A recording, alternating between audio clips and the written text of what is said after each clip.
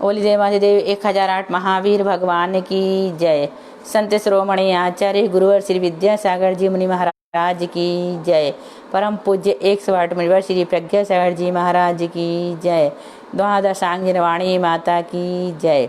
अहिंसामय विश्व धर्म की जय। चले चरणानुयोग प्रवेशिका का 151 नंबर का प्रश्न। क्षुल्लक की भिक्षा की क्या विधि है? प्रश्न क्या है? क्षुल्लक की, जो क्षुल्लक जी होते हैं, जो 2 वस्त्र रखते हैं, कोपिन और दुपट्टा, उन्हें क्या बोलते हैं? क्षुल्लक। उनकी 11 प्रतिमा होती है, तो उनकी भिक्षा की विधि क्या है? प्रश्न है। देखें, हम पढ़ के सुनाते हैं आपको। क्षुल्लक भी 2 प्रकार के होते हैं, एक भिक्षा नियम वाले और अनेक भिक्षा नियम वाले। एक भिक्षा नियम वाले और अनेक भिक्षा नियम वाले।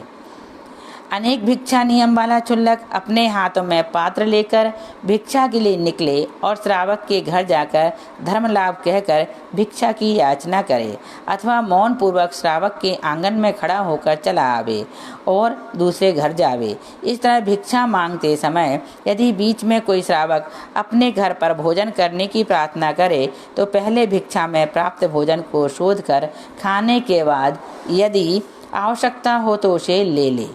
यदि कोई बीच में न टोके तो उदर पूर्ति के लिए आवश्यक भिक्षा प्राप्त होने तक भिक्षा के लिए श्रावकों के घर जावे और फिर जहाँ प्राशुक जल मिले वही शोध कर भोजन कर ले। भोजन कर चुकने पर भिक्षा पात्र को स्वयं ही मांज धोकर साफ करे। फिर गुरु के पास जाकर दूसरे दिन आहार को निकलने तक के लिए चारों प्रकार के आहार का त्याग करे तथा आहार के लिए जाने के समय से लेकर वापस आने तक जो कुछ प्रमाद हुआ हो उसकी गुरु के सामने आलोचना करे। जिनके घर के भोजन का नियम है वो मुनिराज के भोजन के पश्चात श्रावक के घर जाकर भोजन करे और यदि भोजन न मिले तो जरूर उपवास करे। इस प्रकार से यहाँ पर क्षुल्लक के भिक्षा की विधि बताई गई है। यूँ तो जो क्षुल्लक जी होते हैं, जिन्हें आप सब जानते हैं, जिनके 2 वस्त्र होते हैं, कोपिन और दुपट्टा, जो संग में रहते हैं, एक टाइम भोजन करते हैं, एक बार भोजन करते हैं, अंतराय का पालन करते हैं, केश लॉन्च करते हैं, पैदल चलते हैं और कटोरे में आहार लेते हैं। उनका पास एक कटोरा होता है पीतल का, उसमें वो आहार लेते हैं। कोई कोई क्षुल्लक जी के पास स्टील का कटोरा भी होता है। वो उनके एक तरह से उपकरण में आता है, उनको दिया जाता है और साथ में वो एक कोपिन और एक दुपट्टा पहनते हैं, रखते हैं। उनके पास कोई परिग्रह आदि नहीं होता है। कई कई जगह ऐसा संघ में नियम होता है जिनके क्षुल्लक जी गाड़ी में बैठकर भी चले जाते हैं, केस लॉन्च भी नहीं करते हैं।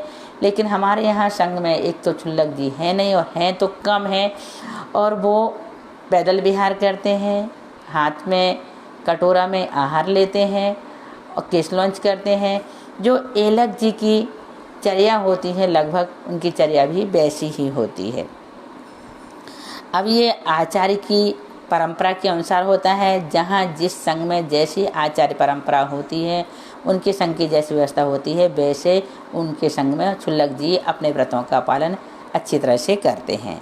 यहाँ पर जो विधि बताई है ये भी पंडित कैलाश चंद जी शास्त्री ने अपने अनुसार लिखे हैं, कहीं शास्त्रों से लेकर या जो चिंतन किया हो या संघ की चर्या देखी हो उसके अनुसार। अब दूसरे एलक का क्या स्वरूप है ये तो बता दिया कि एलक केवल लंगोटी ही रखता है, खंड वस्त्र नहीं रखता है ना। एलक भी होते हैं, क्षुल्लक भी होते हैं, तो ये क्षुल्लक जी की बताए, अब एलक जी की बता रहे। एलक जी जो होते हैं केवल एक कोपिन अर्थात लंगोटी ही रखते हैं, खंड वस्त्र नहीं रखते, केश लॉन्च करते हैं और मुनियों के समान पिच्छी, कमंडुल आदि उपकरण रखते हैं तथा मुनियों के समान ही अपने हाथ रूपी पात्र में श्रावकों के द्वारा दिए हुए भोजन को शोध कर लेते हैं। शेष क्रिया क्षुल्लक जी के ही समान है। आगे हाथ में लेते हैं वो, लेकिन बैठ कर लेते, खड़े होकर के नहीं लेते हैं और एक कोपिन नहीं रखते हैं। उक्त 11 प्रतिमाओं में जघन आदि भेद किस प्रकार के हैं?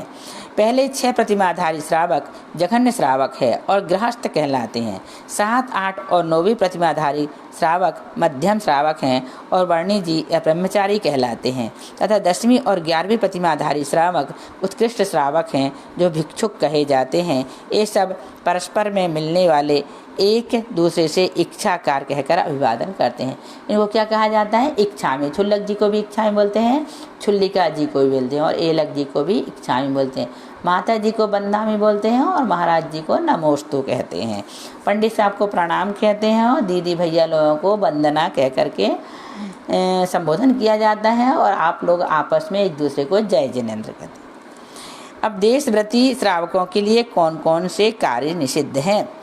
दिन में प्रतिमा योग धारण करना यानी नग्न होकर कार्य करना, वीरचर्या, मुनि के समान गोचरी करना, त्रिकाल योग, गर्मी में पर्वत के शिखर पर, बरसात में कक्ष के नीचे और सर्दी में वृक्ष के नीचे, बरसात में वृक्ष के नीचे और सर्दी में नदी किनारे ध्यान करना।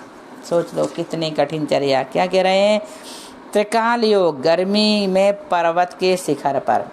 कहाँ बैठेंगे? जब तपा तप रहे हों, भीषण गर्मी हो, उस समय जो संत होते हैं, उत्कृष्ट चर्या करने वाले, घोर तपस्या करने वाले पर्वत में जाकर तपस्या करते हैं, बरसात में वृक्ष के नीचे बैठ जाते हैं और सर्दी में नदी के किनारे जाकर के ध्यान करते हैं, क्योंकि वो आत्मा में लीन हो जाते हैं, उन्हें अपने शरीर के कष्ट दिखाई नहीं देते।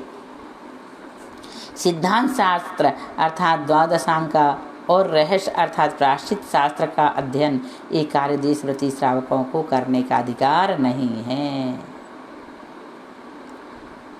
प्रायश्चित शास्त्र नहीं पढ़ सकते। सिद्धांत शास्त्र अर्थात द्वादशांग का और रहस्य अर्थात प्रायश्चित शास्त्र का अध्ययन ये कार्य देशव्रती श्रावकों को करने का अधिकार नहीं है। तभी तो आचार्य श्री हम लोगों से कहते हैं कि आप लोगों को धवल, जय धवल, महाधवल जैसे ग्रंथों को नहीं पढ़ना चाहिए। इसलिए हम लोगों को पूरी तरह से निषेध कहा गया। जो प्रतिमाधारी श्रावक होते हैं उनको इन ग्रंथों को पढ़ने के लिए मना करते हैं। सिर्फ साधु यानी महाराज श्री और माता जी जो होते हैं, माता जी भी यदि आचार्य की आज्ञा होती है तभी इन महान ग्रंथों का स्वाध्याय करती हैं, अदरवाइज वो भी नहीं करती। सिर्फ दिगंबर मुनिराज जो होते हैं, जिनके पास किंचित मात्र भी परिग्रह नहीं होता है, वो उनको ही आचार्य श्री आज्ञा दें तो ही इनका अध्ययन करते हैं, नहीं तो वो भी नहीं करते। उसमें भी द्रव्य क्षेत्र काल भाव की शुद्धि को देखकर ही इन महान ग्रंथों का स्वाध्याय किया जाता है, अध्ययन किया जाता है। संयत किसे कहते हैं? जो 5 समिति और 3 गुप्तियों का पालक है, 5 इंद्रियों को बस में रखता है, कषायों को जिसने जीत लिया है और जो दर्शन और ज्ञान से पूर्ण है, उस श्रवण को संयत या संयमी कहते हैं। श्रवण किसे कहते हैं? जो शत्रु और मित्र में, सुख और दुख में, निंदा और प्रशंसा में, सुवर्ण और पाषाण में तथा जीवन और मरण में संभाव रखता है, वही श्रवण है। जो श्रवण होना चाहता है उसे क्या करना चाहिए? अपने कुटुंबियों से पूछकर, माँ बाप और स्त्री पुत्र आदि से मुक्त होकर गुणवान आचार्य के पास जाए और उन्हें नमस्कार करके प्रार्थना करे कि हे प्रभु, मुझे शुद्ध आत्म तत्व की प्राप्ति के लिए दीक्षा दीजिए। यदि आचार्य उस पर अनुग्रह करें तो चूंकि एक द्रव्य दूसरे द्रव्य रूप नहीं हो सकता, यह वस्तु स्वभाव है, अतः ना कोई परद्रव्य मेरा है, न मैं किसी पर द्रव्य का हूँ, ऐसा निश्चय करके जिनलिंग धारण कर ले। जिनलिंग का क्या स्वरूप है? लिंग कहते हैं चिन्ह को, जिनसे मुनिपद की पहचान होती है। उसके 2 भेद हैं, बाह्य लिंग और अभ्यंतर लिंग। बाह्य लिंग को द्रव्य लिंग कहते हैं और अभ्यंतर लिंग को भाव लिंग कहते हैं। तुरंत के जन्मे हुए बच्चे की तरह निर्विकार नग्न रूप, सिर और दाढ़ी के बालों को लौंच, हिंसा आदि से रहित व्यवहार, यह सब द्रव्य लिंग है। अंतरंग में मोह, राग और द्वेष का अभाव भाव लिंग है। ये दोनों लिंग ही मिलकर जिनलिंग कहे गए हैं। द्रव्यलिंग और भावलिंग में किसकी मुख्यता है? दोनों लिंगों में से भावलिंग ही मुख्य है, द्रव्यलिंग मुख्य नहीं है, क्योंकि भावों की विशुद्धि के लिए ही बाह्य परिग्रह का त्याग किया जाता है। अतः नग्न होकर भी जिसके मन में परिग्रह की चाह है उसका नग्न होना व्यर्थ है, क्योंकि जो आत्मस्वरूप को भावना से रहित है वह नंगा होकर भी दोनों हाथ लटकाकर करोड़ों वर्ष तपस्या करने पर भी सिद्धि को प्राप्त नहीं कर सकता। तब द्रव्यलिंगी की क्या आवश्यकता है? यहाँ पर भावलिंगी की मुख्यता कह दी है पंडित जी ने, तो ये प्रश्न फिर खड़ा हुआ गया कि तब फिर द्रव्यलिंगी की क्या जरूरत है? तो द्रव्यलिंग भावलिंग का सूचक है, जिसके मन में तिलतुष मात्र भी परिग्रह की भावना नहीं है, ऐसा आत्मदर्शी साधु लंगूटी की भी परवाह नहीं कर सकता। श्रवण अथवा जैन साधु के मूल गुण कितने हैं? जैन साधु के 28 मूल गुण होते हैं। 5 महाव्रत, 5 समिति, 5 इंद्रियों का निरोध, 6 आवश्यक और 7 शेष गुण। 6 आवश्यक केशलौंच, नग्नता, स्नान न करना, भूमि पर शयन, दांतों नहीं करना, खड़े होकर भोजन करना और एक बार भोजन करना। आ गया। फिर 5 महाव्रत कौन से हैं? अहिंसा महाव्रत, सत्य महाव्रत, अचौर्य महाव्रत, ब्रह्मचर्य महाव्रत और परिग्रह त्याग महाव्रत, ये 5 महाव्रत हैं। 5 महाव्रतों का क्या स्वरूप है? 6 काय के जीवों की रक्षा करना और राग द्वेष मोह को मन से हटाना अहिंसा महाव्रत है। कभी थोड़ा सा भी झूठ ना बोलना सत्य महाव्रत है। बिना दिया जल, मिट्टी और तृण तक नहीं लेना अचौर्य महाव्रत है। सील के 18,000 भेदों का पालन करते हुए स्त्री मात्र का त्याग करना और सदा अपने आत्मा में लीन रहना ब्रह्मचर्य महाव्रत है। 14 प्रकार के अंतरंग और 12 प्रकार के बाह्य परिग्रह से सर्वथा रहित होना परिग्रह त्याग महाव्रत है। समिति किसे कहते हैं? प्राणियों को पीड़ा न पहुँचे इस भावना से देखभाल कर प्रवृत्ति करने को समिति कहते हैं। 5 समितियाँ कौन सी हैं? ईर्ष्या समिति, भाषा समिति, ऐष्णा समिति, आदान निक्षेपण समिति और उत्सर्ग समिति। ईर्ष्या समिति किसे कहते हैं? मनुष्य गाड़ी, घोड़ा वगैरह के चलने से मथे हुए और सूर्य के प्रकाश से प्रकाशित मार्ग पर दया भाव से प्राणियों की रक्षा करने के लिए आगे 4 हाथ जमीन देखकर धीरे धीरे चलना ईर्ष्या समिति है। भाषा समिति किसे कहते हैं? 10 प्रकार की दुर्भाषाओं को छोड़कर हित मित और संशय में न डालने वाले वचन बोलना भाषा समिति है। हित मित प्रिय वचन बोलना भाषा समिति है। 10 प्रकार की दुर्भाषाएं कौन कौन सी हैं? बहुत अच्छा प्रश्न है। देखो कौन सी हैं दुर्भाषाएं। कर्कश भाषा, पहली कौन सी है? कर्कश भाषा। कैसे? तू मूर्ख है, तू बैल है। फिर मर्म को छेदने वाली भाषा। तीसरी है कटु भाषा, तू अधर्मी है, जातिहीन है, ऐसा कहना। चौथी निष्ठुर भाषा, तेरा सिर काट डालूंगा आदि, ये निष्ठुर भाषा कहलाती है। 5वां परकोपनी भाषा, तू निर्लज्ज है, ऐसा कहना। कहते हैं भैया सब इन भाषाओं का उपयोग करते हैं आप। 6वां छेदंकरा, झूठा दोष लगाना छेदंकरा कहलाता है। अति माननी, अपना बड़प्पन बघारना और दूसरों की निंदा करना, ये अति माननीय भाषा कहलाती है। द्वेष उत्पन्न करने वाली, कराने वाली 8वीं भाषा है ना। 9वीं प्राणियों की हिंसा कराने वाली और 10वीं अत्यंत गर्हित, ये 10 दुर्भाषाएं हैं। याद कर लेना, इनका नाम अच्छा है सब।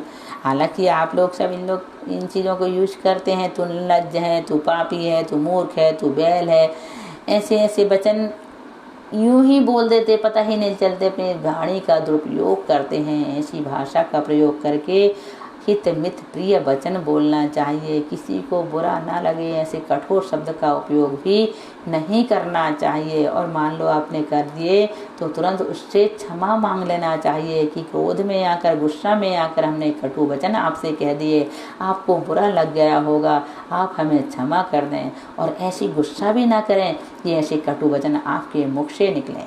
देखो यदि आप हर समय पढ़ते रहोगे ना, स्वाध्याय करते रहोगे तो कटु वचन निकलेंगे नहीं, टाइम ही नहीं मिलेगा। कई लोग हमसे कहते हैं दीदी आपको गुस्सा नहीं आता, आप लोग झगड़ा नहीं करते। हम कहते भैया हमारे पास टाइम ही नहीं है, ना गुस्सा करने का ना झगड़ने का। हम पूरे समय स्वाध्याय में, धर्म ध्यान में, पूजा पाठ में, साधु संगति में, प्रवचन आदि में लगे रहते हैं, पढ़ने और पढ़ाने में लगे रहते हैं। हमें तो झगड़ा करने का टाइम ही नहीं मिलता। और झगड़े किससे, हमें यही समझ में नहीं आता। हमारे पास तो टाइम ही नहीं झगड़ा करने का, दूसरों के बारे में बुरा सोचने का। हम अगर सोचते हैं तो माचाश्री के बारे में सोचते हैं। हमको हर समय आचार्य दिखते हैं या संघ के महाराज जी दिखते हैं, और यदि उनसे दूर होते हैं तो ग्रंथ दिखते हैं, शास्त्र दिखते हैं, इनके लिखे ये इनके आचार्य दिखते हैं। तो अब हम कब दूसरों को देखें और कब किसी की याद करें। हम तो कई बार इतना तक भूल जाते हैं कि मैं सुबह भोजन कौन क्या किया था, कौन सी सब्जी सुबह खाए थे। हम सोचते हैं ना सुबह क्या खाया था, तब याद आया था सुबह ये खाए थे। सोचो, विचार करो, जब इतने लीन हो जाते हैं, तल्लीन हो जाते हैं स्वाध्याय आदि में, तो बाहर की वस्तुओं से बेखबर हो जाते हैं। फिर कोई याद ही नहीं आता। जब किसी का फोन आता है, कोई सामने दिखता है, किसी की चर्चा होती है, तब उनकी याद आती है हमें। हम अपने लिए नहीं कह रहे, हमें तो काफ़ी लंबा टाइम बीत गया। इस सफ़ेद साड़ी को पहने हुए 30 वर्ष निकल गए, बल्कि लगभग 32 वर्ष हो गए। तो इतने लंबे समय में तो हमने काफ़ी कुछ अपने आप को समझा के इस ओर मोड़ लिए हैं। तो अब हमको ज़्यादा उस तरफ की याद नहीं आती, और आती भी जैसे कोई ऐसे प्रसंग मिल जाते हैं, लोग आके बैठते हैं, तो वो क्षणिक होते हैं कुछ समय के लिए। हालांकि अभी माता जी नहीं बने, अभी हम उतनी साधना भी नहीं करती, उतनी हमारी तपस्या भी नहीं है, लेकिन हाँ हमने स्वाध्याय में अपना बहुत ज़्यादा समय लगाया है, इसलिए हमारा समय इसमें बीतता है। तो हम अशुभ से बहुत बचते हैं, विकथा से बच जाते हैं, कषाय से बच जाते हैं, 5 पापों से बच जाते हैं, पंचेंद्रिय के विषयों से बच जाते हैं। तो ऐसे हम चाहते हैं कि आप लोग भी अपना अधिक से अधिक समय स्वाध्याय में लगाएं। एक क्षण का प्रमाद भी हमारा अनंत संसार को बढ़ा देता है। आज पंडित साहब जब ऐसा बोल रहे थे ना, तो हमें ऐसा लग रहा था हमने कितना प्रमाद किए अपने जीवन में। और जब कभी हम लेटते हैं थोड़ी देर के लिए, तो हम सोचते हैं अरे हम फिर गलती करने लगे, हमारा प्रमाद फिर हमें अनंत संसार को बढ़ा देगा, अब हमको ये गलती नहीं करना। उस समय उठकर हम बैठ जाते हैं। तो जब हमको इतनी जागृति आ जाती है ना, पढ़ते पढ़ते, स्वाध्याय करते करते या सुनते सुनते, तो हमें लगता है कि अब हमारा संसार छूटने वाला है, छूटने वाला है, ऐसा लगने लगता है। और ऐसी भावना हमें रखना है। यदि हम ऐसी भावना रखने शुरू कर देंगे और ऐसा अभ्यास करना शुरू कर देंगे, तो निश्चित रूप से हमारा आधा संसार तो खत्म हो ही जाएगा। तो कर्कश वाणी का प्रयोग बिल्कुल ना करें, कर्कश भाषा बिल्कुल ना बोलें। अपनी वाणी के द्वारा दूसरों को दुख हो, कितने दुख की बात है कि हमारी वाणी से किसी को कष्ट हो रहा है, किसी को तकलीफ हो रही है, हमारे कारण से किसी के कर्म बंध रहे हैं, कितने दुख की बात है। अरे हम वीतरागी भगवान को देखकर, वीतरागी संतों को देखकर अपने कर्मों की नर्जरा करते हैं, तो क्या हमको देखकर कोई अपने कर्मों की नर्जरा नहीं कर सकता? हमारे कारण से दूसरों के कर्म बंध रहे, कितने दुख की बात। जहाँ कर्म छूटना चाहिए वहाँ कर्म बंध रहे हैं। तो इस प्रकार का चिंतन करें हर समय, हर समय, हर समय। हम कह रहे हैं ना, अभी तो हम सिर्फ पढ़ाने का काम कर रहे हैं। यदि हमसे कोई कहे ना दीदी आप तो प्रवचन करो, तो हम शुरू कर देंगे, और हमें पता नहीं कि हम क्या बोल रहे हैं, बोलते चले जाते बोलते। हम गए थे बॉम्बे प्रवचन करने के लिए, 2.5 घंटा वहाँ के लोग हमारे प्रवचन सुनते थे। पानीपत गए हम प्रवचन सुनने, वो कहते दीदी आप तो बोलते रहो, हम सुनते रहेंगे। ऐसा होता है जब हमको हमारे मन की बात सुनने को मिलती है ना, तो बाहर की चीज़ें बिल्कुल, कितनी बारिश हो जाए, कितनी गर्मी हो जाए, कितनी ठंड हो जाए, कुछ पता नहीं चलता, क्योंकि उस समय हम तत्व की चर्चा सुनते हैं। तो हमको लगता है कि लोग रुचिकर तो हैं, लेकिन सुनाने वाला कोई नहीं है। यदि कोई सुनाने वाला मिल जाता है तो उसका मन लग जाता है, फिर उससे बाहर की कोई भी चीज़ें अच्छी नहीं लगती। निश्चित है हम ज़्यादा स्वाध्याय करो और अपने को शुभोपयोग में लगाए रखो। अब देखो क्या कह रहे हैं, ईष्णा समिति। वीरचर्या के द्वारा प्राप्त हुए और श्रावकों के द्वारा भक्ति पूर्वक दिए गए निर्दोष आहार को योग्य समय पर उचित मात्रा में विधि पूर्वक ग्रहण करना ऐष्णा समिति है। आदान निक्षेपण समिति किसे कहते हैं? अच्छी तरह से देखकर और पीछे से पहुंचकर पुस्तक वगैरह को उठाना और रखना आदान निक्षेपण समिति है। उत्सर्ग समिति किसे कहते हैं? जंतु रहित एकांत स्थान को देखभाल कर मल मूत्र आदि त्यागना उत्सर्ग समिति है। आवश्यक किसे कहते हैं? रोग आदि से ग्रस्त होने पर भी जो कर्म प्रतिदिन किया जाता है मुनि के उस कर्तव्य को आवश्यक कहते हैं। आवश्यक के कितने भेद हैं? 6 भेद हैं। सामायिक, स्तव, वंदना, प्रतिक्रमण, प्रत्याख्यान और कायोत्सर्ग। ये किसके भेद हैं? आवश्यक के। ये आवश्यक किसके होते हैं? संतों के, मुनिराजों के। सामायिक किसे कहते हैं? प्रिय और अप्रिय वस्तु में राग और द्वेष के न करने को सामायिक कहते हैं, अर्थात साम्य भाव का नाम ही सामायिक है, समता का नाम ही सामायिक है, राग द्वेष का नहीं होना ही सामायिक है। सामायिक के कितने प्रकार हैं? सामायिक के 6 प्रकार हैं। नाम सामायिक, स्थापना सामायिक, द्रव्य सामायिक, क्षेत्र सामायिक, काल सामायिक और भाव सामायिक। इस प्रकार से सामायिक 6 प्रकार की होती है। 175 प्रश्न हो चुके हैं। अब इसके बाद हम आपको 176 से पढ़ाएंगे। नाम सामायिक किसे कहते हैं ना, यहाँ से हम बाद में पढ़ेंगे। आज बस इतना ही। बोलिए महावीर भगवान की जय।